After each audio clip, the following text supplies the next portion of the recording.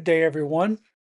We're going to talk about something today that you probably had never thought much about, and that is the passing of time. Turns out it means more than you might have ever thought about it. So get your beverage of choice, and I have my coffee, and we're going to look at the Bible and the implications of time, and does it really matter? And of course, we know in Ecclesiastes 3:1, famous passage, to everything there is a season and a time to every purpose under the heaven, a time to be born, a time to die, etc., etc., a time for everything. So you might notice that the video is in black and white right now, and that's because you have to do a couple of things in order to switch it over to color. First of all, you need to right down below hit the thumbs up, and if you haven't hit the subscribe, you need to do that.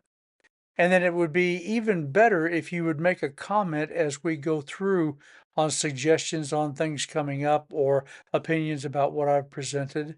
And as soon as you're ready to do that, you might want to put your thinking cap on. Are you ready? Do all those things and it'll switch over to color. Ah, there we are. Now, let's move along. There's going to be 5 views, and I'll run through those very quickly. The different views on time, the nature of time. And you can pause this and look at these right now if you want to. We'll look at them one by one. Presentism, eternalism, the growing block theory, time as an illusion, and then cyclical time. Each of those have a variation. Some of them are clearly not right in my estimate. Some of them are. And so we will look at those. But first, as is customary with me, I want to look at some prophetic news, the implications of some of the things going on in the world today, and the implications with the prophecy that is coming before us. Recently, we've talked about artificial intelligence and computing, and we talked about how they have now uh, begun to be able to take uh, and make actual brain cells and grow them, so to speak, in a petri dish, actually making a computer. And it's not theoretical anymore. The computer will be available. I don't know whether it's just the CPU and the memory or the total computer, but for I think it's $50,000, you can buy a computer that the CPU and the memory are all brain cells. We talked about that. I'm not going to go over it again. This ties in with transhumanism or human 2.0, that the enemy is going to take us to. What God did is not good enough for them. What he wants to do in the building of the Tower of Babel is going to require some upgrades for humanity. And then the 10 toes of the statue in Daniel 9. We talked about that recently. And then we talked about the digital currency reserve that our president is all in for. He wants us to dominate as a nation in that. And I totally get why he wants to do that, but that's going to take us towards the one world currency that the Antichrist is going to set up. And then most recently, we talked about 23andMe, that company where you can give them your DNA and they will chase down the percentages of where you're from in the world and the kinds of people that you're from. Well, they're going belly up. And the California AG is warning everyone they need to secure their DNA. This, if you've already given your DNA to them, I don't know that you can secure it. No matter what they tell you, you can never have any confidence that they did anything right with it. But don't give them your DNA willingly. And then what I called hiding in plain sight. I'll put you to the Eric Weinstein speech that was given at the ARC conference called Hybrid War. If you look at the last podcast that I did called End Game, the link is in the comment or the more below. But if you just search YouTube for Eric Weinstein speech, ARC conference, you'll come up with it, and it's just like a 15 or 18-minute speech. You need to see that. It's really critical.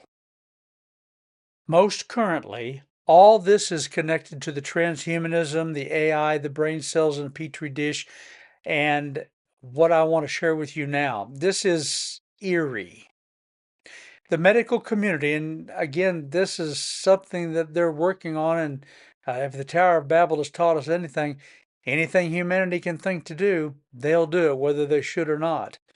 The medical community is forging ahead to take your DNA, sequence it, determine your likely disease profile, the things that will go wrong with you, and make an mRNA vaccine that is tailor made just for you. Can you imagine that? A vaccine that is just for you, and it will cure all your woes. And I don't know how, but this is going to tie into, this is one of the dots that is beginning to come into focus of that Tower of Babel that's being built and the Antichrist system that's coming. So we can see the dots by reading the Bible, and we can begin to see how they're going to connect up together and what that image will finally look like. We're living in very interesting times. So, time. What is it? What are the different ideas about time? Running through them very quickly. First of all, presentism. Only the present is real. Definition: the view of this holds that only the present moment exists. The past is gone, it's no longer there. The future has not yet happened. Only what's going on right now at this moment matters. Well, 2 Corinthians 6:2 tells us, behold, now is the accepted time. Behold, now is the day of salvation. This is a correct view of time, if for nothing else, that right now is the time that if you will say yes to the gospel, you can be saved. It focuses on human responsibility and free will. And since the future has not yet been determined, you can help determine that. However, it does seem to fail to account for God's foreknowledge and predestination, which is a real thing. The future, if the future does not exist, Romans 8:29 through 30.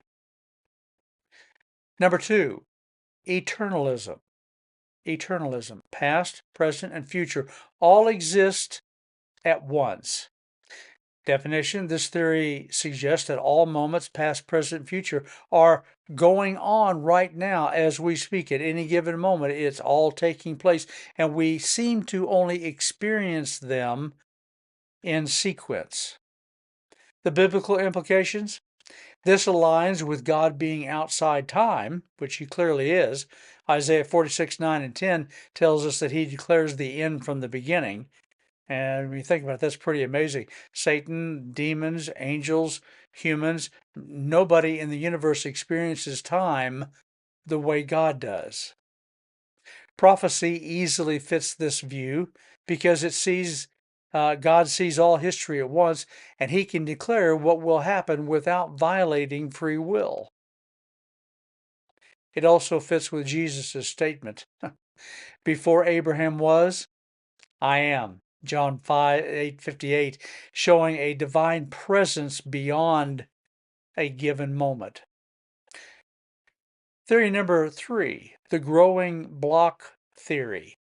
The past and the present have happened and they exist. They're existing right now. But the future does not yet exist. Definition: the past and present are real, but the future is unfolding. New moments are constantly being added. A mixture of divine foreknowledge and human free will, accounting for the whole concept of prophecy. Proverbs 16:9 tells us, a man's heart deviseth his ways, but the Lord directeth his steps. It suggests that God may allow genuine human choice. That is, it has not happened yet, and so you can choose some things. It suggests that human choice is possible while still God guiding to his desired conclusion. Number 4, time is only an illusion. It's not a real thing. Only real is what is going to happen when eternity begins. Definition: some philosophical and theological views suggest that time is not truly real, but an aspect of our perception.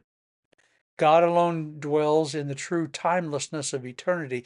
We're experiencing this moment, and so future and past, those really don't have any meaning for us.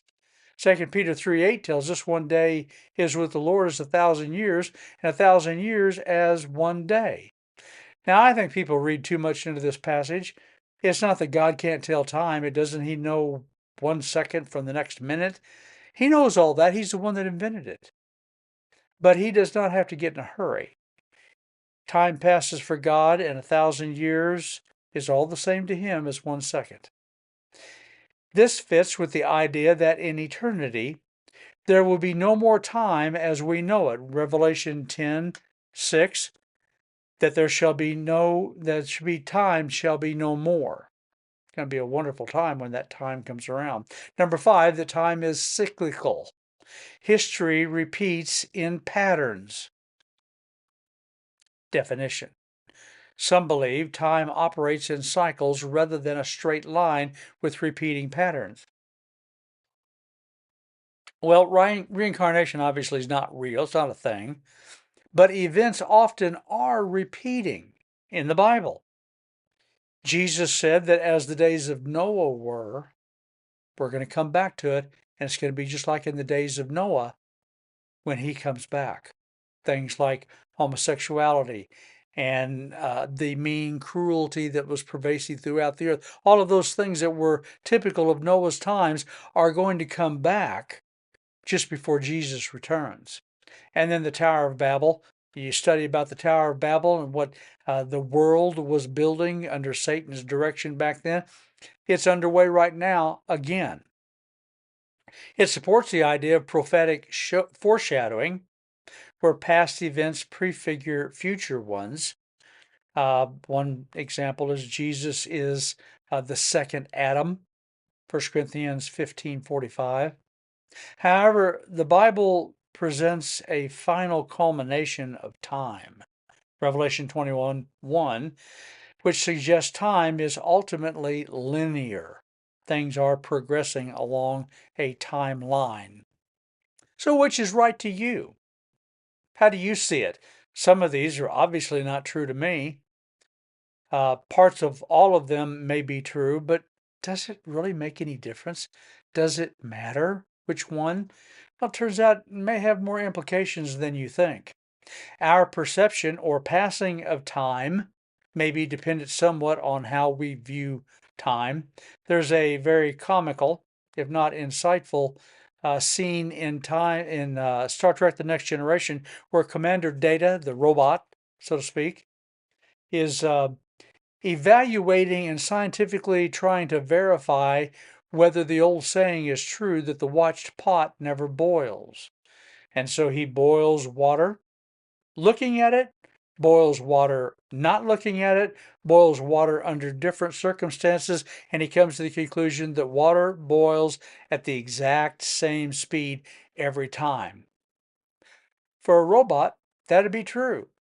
But the reason why we have that old saying, a watched pot never boils, is because our perception of that time, which does not change, is different whether we're watching it or whether we're not watching it. Secondly, it can color our interpretation of the Bible and prophecy, how you view things. For example, there is some aspect of the cyclical nature view of time in that the Old Testament uh, uh, different feasts that Israel had were predictive of times that would come. And so they were rehearsing those year after year after year. But finally, some of it culminates in Jesus on the cross, and it repeats. And there are other examples of that in the Bible as well. Practical conceptualization, as well as correctly measuring time, does matter. And this is where we get into the real world of the here and now. And we're going to talk a little bit about time dilation from Einstein's theory of relativity. Time dilation from Einstein's theory of relativity suggests that time isn't absolute and can pass at different rates for different observers depending on their speed or position in relation to a gravitational field. That is, are they traveling at the speed of light? Are they close to the Earth? A gravitational mass?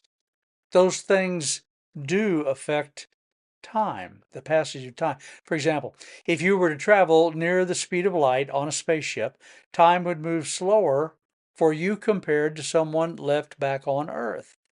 When you returned, you might find that you'd aged more.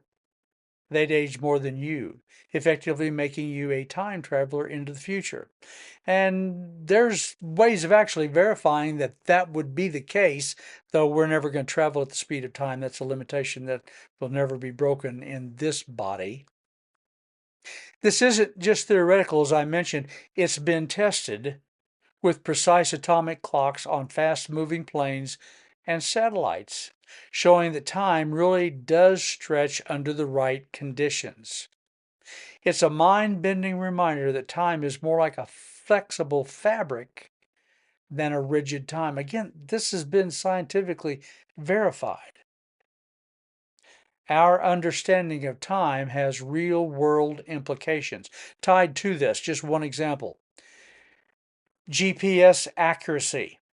It could not work except for the time dilation that we know about and factor in. Satellites in orbit experience time dilation. Clocks run faster on these satellites traveling at that kind of speed at that distance from the gravitational mass of the Earth. Travel faster by 38 microseconds per day compared to Earth due to a weaker gravity in their speed. If you don't correct for that, GPS won't work. It will drift by kilometers daily. Relativity is engineered into the system, proving these ideas aren't just theoretical, they're practical. If it wasn't true, if they factored in that 38 microseconds per day change difference, then it wouldn't work. And so we know that it's true. What to say to all this? How does this really matter? Well, one thing for me, time is much more of a thing than I had ever considered, leading me to the fact that God is the one who conceived and launched this thing of time. It's not just an accident of the way that things worked out. God intentionally designed time. His intent is well thought out and a thing to be thankful for. And under his authority and direction. Time is a thing for the believer that needs to be under his authority. There's much that the Apostle Paul talked about. I'm not going to take the time to go into it now. That time really does matter, and you need to manage it well. Living in an age of darkness, we need to live as children of light, Paul said. So, Gone with the Wind. I'll close with this.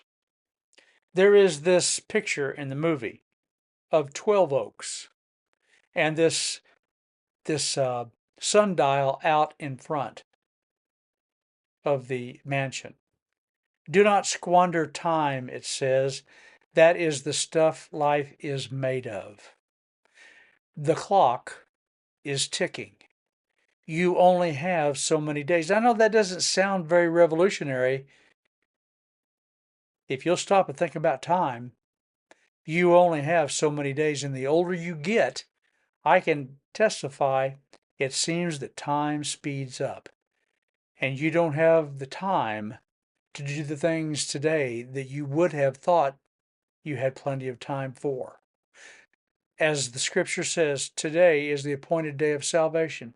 God laid out time in such a way that he predicted that Jesus would come just at the time. He predicted the time that he would come. He predicted the things that he would do. He predicted the opposition that would come against him. The cancel culture of our day was what was going on back in Jesus' day as well. They could not stand him claiming to be God. And so they canceled him. And that'd be the end of it. Except God is Lord of time. He predicted all these things before they came to pass, and then he caused them to come to pass. Jesus died on the cross for your sins. Somebody has to pay for it. Yes, whether you like it, whether you agree with it, whether you think it's true or not, yes, somebody on a moral level is going to have to pay for sin. And no matter how much I try, if I do 100 good things, it does not change the fact that I did that immoral thing, lying, stealing, whatever it might be. And if you're an atheist, you should think even more deeply about this, because the consideration of what's moral and not, where'd that come from? If you're an atheist and there's no God, there's no morality. I can have sex with a child if I want to, and who's to say that that's wrong? I can shoot you, who's to say that that's wrong? If you don't believe that there is a God and that there is a morality in the universe, then wow, what a world that would be to live in. But there is morality. Wherever you go in the world, stealing and murder, those are all things. Where did that come from? It came from God. It's baked in the human psyche. We all know, even if we defy it, we all know it's wrong. And 100 good things do not offset the reality recorded in history that you or I did that sinful, immoral thing. So God thought of everything. Before it came to pass, he thought of the solution for your problem, my problem. He sent his son to die on the cross. Predicted it, caused it to happen. When he died on the cross, that wasn't the end of it. He's Lord of all. Jesus came out of that grave 3 days later, just as God predicted, and walked, and he was seen and heard by many, not just a few. So all the evidence is laying right there.